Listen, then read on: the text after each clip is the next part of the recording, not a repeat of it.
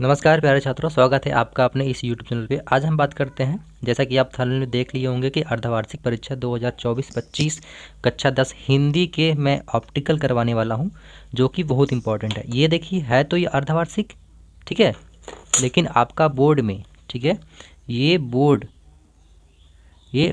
के लिए भी क्या है, बहुत ही इंपॉर्टेंट है, ठीक है, प्री बोर्ड के लिए भी इंपॉर्टेंट है, ठीक है। तो इनसे भी बहुत सारे क्वेश्चन बन सकते हैं, तो इनको आइए हम लोग स्टार्ट करते हैं। कि पहला क्वेश्चन आपकी स्क्रीन पर दिख रहा होगा, शुक्ल युग की कला अवधि है, शुक्ल युग की काल अवधि, ठीक है, कितना है। तो देखिए, पहला ऑप्शन है 1938 से 1947 तक, दूसरा है आपका 1919 से 1938। तो आपको पता है कि 1919 से 1938 ये क्या है आपकी, ये आपका आंसर हो जाएगा ख वाला, ठीक है, 1919 से 1938, ठीक है। आगे बढ़ें, चलिए दूसरा प्रश्न देखिए, सरस्वती पत्रिका के संपादक कौन है। तो आपको पता है सरस्वती पत्रिका का संपादक कौन है, आचार्य महावीर प्रसाद द्विवेदी जी हैं, ठीक है। ऑप्शन नंबर कौन सा हो जाएगा आपका, ऑप्शन नंबर ये ग वाला, ठीक है। आगे चलें, शुक्ल युग और किस युग के नाम से जाना जाता है, शुक्ल युग को किस और नाम से जाना जाता है। तो भारतेंदु युग, द्विवेदी युग, आधुनिक युग, छायावादी युग। तो आपको पता है कि छायावादी युग के नाम से भी जाना जाता है। चलिए आगे बढ़ें, ठीक है।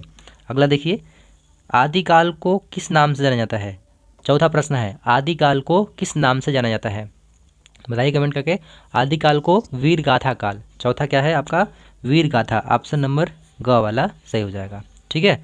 रीतिकाल को कितने धाराओं में बांटा गया है। तो आपको पता है कि रीतिकाल को 3 धाराओं में बांटा गया है, ठीक है। आगे बढ़े, रीतिकाल की कौन सी विशेषताएं हैं। तो श्रृंगार रस की प्रधानता क्या है, श्रृंगार रस की प्रधानता रीतिकाल की विशेषताएं हैं। अगला देखिए, पंत और निराला किस युग के कवि हैं। पंत और निराला किस युग के कवि हैं। आप भारतेंदु युग, द्विवेदी युग, छायावादी युग और स्वातंत्रो युग, ठीक है। आपको बताना है, सातवां प्रश्न है, सातवां प्रश्न। तो आपको पता है कि छायावादी युग, सातवां प्रश्न क्या हो जाएगा, छायावादी युग के क्या है, ये कवि हैं। प्रेम माधुरी के रचनाकार हैं। प्रेम माधुरी आपने पढ़ा होगा, किसने लिखा है, बताइए। प्रेम माधुरी के रचनाकार कौन है, भारतेंदु हरिश्चंद्र जी हैं। क्या है, भारतेंदु हरिश्चंद्र। अगला देखिए, कवि प्रिया किस रचना है, मतलब किस कवि प्रिया किसकी रचना है, मतलब किसकी रचना है आपको बताना है, ठीक है। केशवदास, भूषण बिहारी, इनमें से कोई नहीं। तो आपको पता है कि केशवदास जी का ये रचना है। आइए देखिए आगे, 10वां प्रश्न आपकी स्क्रीन पर, आचार्य रामचंद्र शुक्ल की रचना मित्रता किस विधा की रचना है। आपको बताना है कि जो मित्रता है किस विधा की रचना है। प्रश्न नंबर 10वां, तो आपको पता है, देखिए क्या है, निबंध है। निबंध कौन सा ऑप्शन है, ऑप्शन नंबर घ वाला, ठीक है। देखिए, अभ्यागत के उपसर्ग हैं। अभ्यागत में उपसर्ग क्या है, तो अभिधन आगत होता है, ठीक है, मतलब अभी क्या होगा आपका, उपसर्ग होगा। अभी आपका राइट आंसर हो जाएगा। अगर बात करें तो अभी प्लस आगत, ठीक है, से बनता है अभ्यागत। तो अभी क्या हो गया, अभी आपका उपसर्ग हो गया, ठीक है। आगे चले, देखिए, नीलगाय में समास है, ठीक है। नीलगाय में क्या समास है आपको बताना है। तो आपको पता है कर्मधारय पर समास है, कर्मधारय समास है। तो कपड़ा शब्द का पर्यायवाची है। देखिए यहाँ पे पतंग, घोड़ा, आपको पता है दोनों नहीं होंगे। अब 2 ऑप्शन बचे, चीर और चीर। ची इसमें छोटी की मात्रा है, बड़ी की मात्रा है।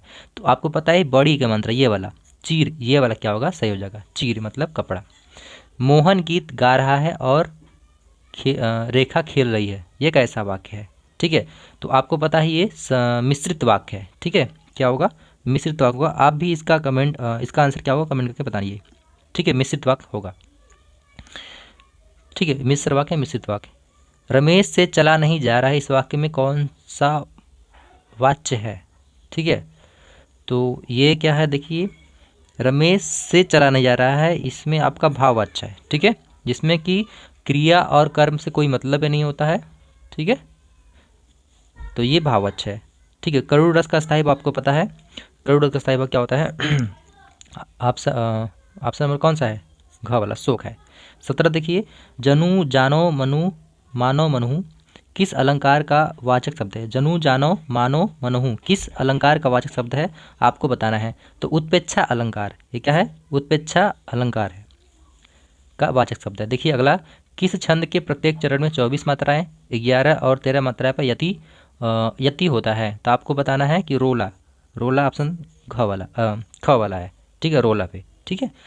19वां देखिए, मात्रा व शेष शब्द संत विच्छेद है, तो क्या हो जाएगा? मात्र, ये नहीं होगा, ये भी नहीं होगा, ये भी नहीं होगा, आपका ये मात्र अवशेष, मातृ अवशेष भी हो सकता है, यहाँ पे मात्र अवशेष है तो यही वाला ऑप्शन सही कर देंगे हम, ठीक है। 20वां क्वेश्चन है कि अर्धविराम का चिन्ह है सेमी कॉलन, तो ऑप्शन नंबर ये घ वाला है, ठीक है। अगला देखिए, हमने यहाँ पे 20 क्वेश्चन एमसीक्यूज करवा दिया है। वीडियो कैसा लगा है? वीडियो बढ़िया पसंद आई हो तो वीडियो को लाइक करें, ठीक है। ऐसे ही ऑप्टिकल के लिए आप हमारे चैनल को सब्सक्राइब कर सकते हैं। सब्सक्राइब करने से क्या होगा कि आप हमारे आने वाला वीडियो को मिस नहीं कर पाएंगे और अपने तैयारी को मजबूती प्रदान करेंगे। आगे देखिए यहाँ पे देखिए, निम्नलिखित में से लेखक में से एक लेखक का जीवन परिचय लिखिए तथा उनकी रचनाओं का नाम लिखिए। देखिए ये जो लेखक है रामधारी सिंह दिनकर, रामचंद्र शुक्ल, जयशंकर प्रसाद, ये तीनों बहुत इंपॉर्टेंट है, तीनों आप याद कीजिए। देखिए 5 नंबर में आया हुआ है, ठीक है, 5 नंबर में आया हुआ है। आगे देखिए, अब देखिए यहाँ पे 5 नंबर का एक क्या है, ये लेखक का जीवन परिचय लिखना है और 5 नंबर में क्या लिखना है? जीवन का परिचय लिखना है, कवि का जीवन परिचय लिखना है, ठीक है।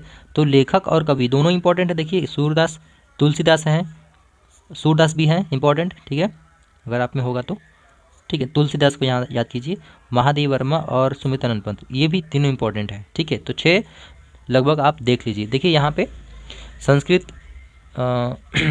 से देखिए है, चंद्रशेखर पाठ से आया हुआ ना जी, ठीक है, तो ये भी चंद्रशेखर पाठ हो गया और वाराणसी हो गया, ठीक है, वाराणसी। इनसे क्वेश्चन क्या हो जाता है? इनसे क्वेश्चन बहुत बार बार पूछता है, ठीक है। वाराणसी वाला तो निश्चित होता है कि पूछबो करता है। और एक क्या है? वीर विराट पूज्यते सृष्टि, ठीक है। भारतीय संस्कृति, ये भी क्या है? सब इंपॉर्टेंट चैप्टर है।